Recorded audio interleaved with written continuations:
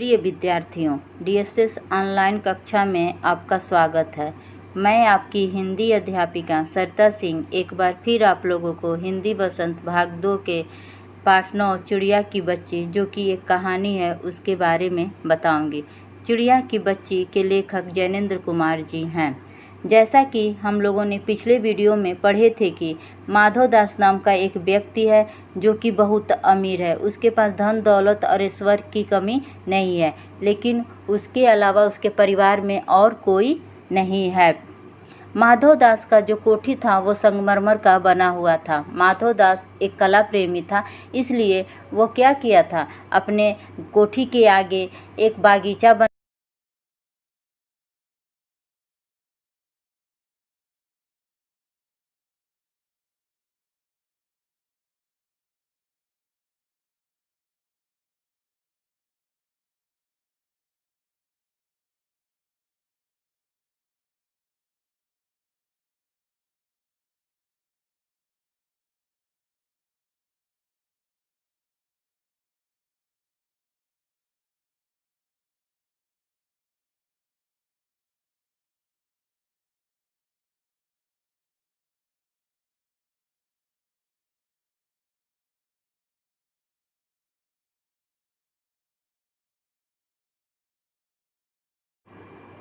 चिड़िया पहले तो असावधान रहे, फिर जानकर कि बात उससे की जा रही है वह एकाएक तो घबराए, फिर संकोच कर जीत कर बोली, मुझे मालूम नहीं था कि यह बागीचा आपका है। मैं अभी चली जाती हूँ। पल भर सांस लेने मैं यहाँ टिक गई थी। यहाँ बेटा दिया है असावधान। असावधान का अर्थ होता है बेटा लापरवाह, जो सावधान न हो। एकाएक, एकाएक का अर्थ होता है बेटा अचानक। टिक गई अर्थात रुक गई। तो जब माधव दास चिड़िया की बच्ची को अपने बागीचे में देखता है तो उसे उसकी चंचलता को देखकर, उसकी मनमानी हरकतों को देखकर वो क्या होता है, बहुत प्रसन्न होता है। तो वह उससे कहता है कि यह बागीचा मैंने तुम लोग के लिए ही बनवाया है। तुम कितनी अच्छी हो, तुम यहाँ बिना रोक टोक के आया करो। तो चिड़िया पहले उसकी बातों से मतलब वो लापरवाह रहती है, वो ध्यान नहीं देती है।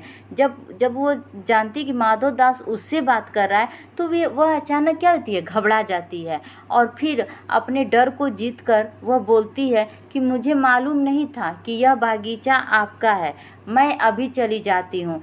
पल भर मतलब थोड़ी देर के लिए मैं यहाँ सांस लेने के लिए क्या हो गई थी, मतलब आराम करने के लिए, यहाँ सांस लेने के लिए थोड़ी देर के लिए मैं यहाँ रुक गई थी।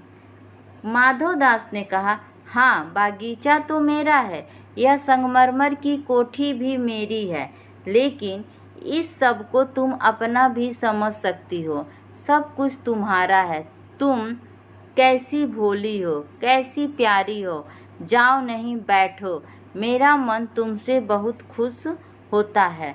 तो जब कहती है चिड़िया कि मतलब मैं अभी चली जाती हूँ, मुझे मालूम नहीं था यह बागीचा आपका है, मैं थोड़ी देर मतलब सांस लेने के लिए यहाँ रुक गई थी, तब माधव दास कहता है कि हाँ, यह बागीचा क्या है, मेरा है। तुम जो वो संगमरमर की कोठी देख रही हो वो भी मेरा है, लेकिन यह सब कुछ तुम्हारा हो सकता है, तुम इसे अपना भी समझ सकती हो। सब कुछ तुम्हारा है। तुम कितनी अच्छी हो, मतलब कितनी प्यारी हो। तुम यहाँ से जाओ नहीं, यहीं बैठो, क्योंकि मेरा मन तुमसे क्या हुआ है, बहुत खुश हुआ है।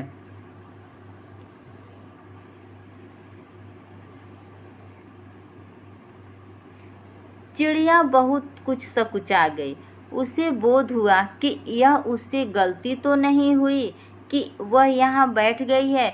उसका थिरकना रुक गया। भयभीत सी वह बोली, मैं थक कर यहाँ बैठ गई थी, मैं अभी चली जाऊँगी। बागीचा आपका है, मुझे माफ़ करें। उसके बाद चिड़िया बहुत कुछ क्या हो गई, सकुचा गई, डर गई, और उसे ज्ञात हुआ क्या उसे कुछ गलती तो नहीं हो गई, यहाँ आके बैठना, इनके बागीचे में आकर बैठना उससे गलती तो नहीं हो गई है। उसके बाद उसका नाचना क्या हो गया, रुक गया। वह डर कर बोली, मैं थक गई थी इसलिए यहाँ आके बैठ गई हूँ, मैं अभी चली जाती हूँ। बागीचा आपका है, मैं यहाँ आके बैठ गई, उसके लिए आप मुझे क्या करें, माफ़ कर दें।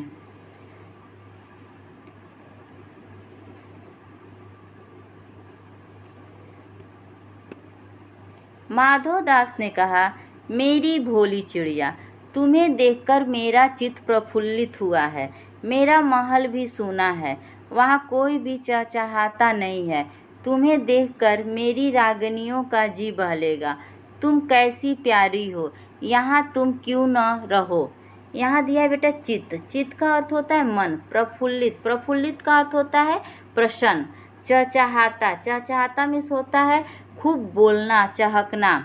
तो उसके बाद जब माधवदास चिड़िया की बातों को सुनता है तो कहता है, ए मेरी भोली चिड़िया, तुम्हें देखकर मेरा मन क्या हो गया है, प्रसन्न हो गया है।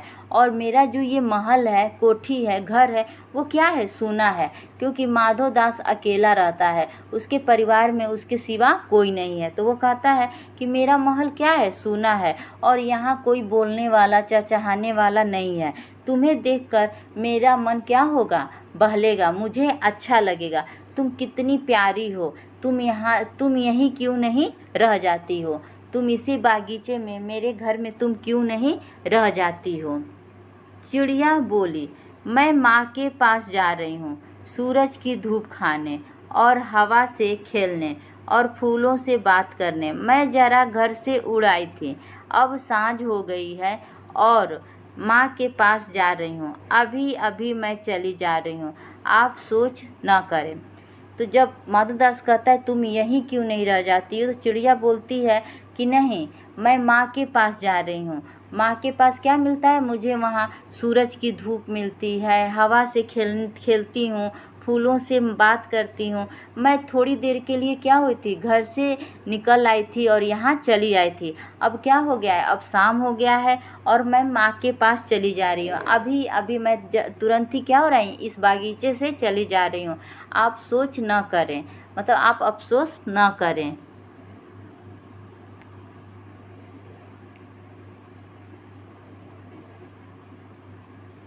माधवदास ने कहा, प्यारी चिड़िया, पगली मत बनो। देखो तुम्हारे चारों तरफ कैसी बहार है। देखो वह पानी खेल रहा है, उधर गुलाब हंस रहा है। भीतर महल में चलो, जाने क्या क्या न पाओगे। मेरा दिल वीरान है, वहाँ कब हंसी सुनने को मिलती है।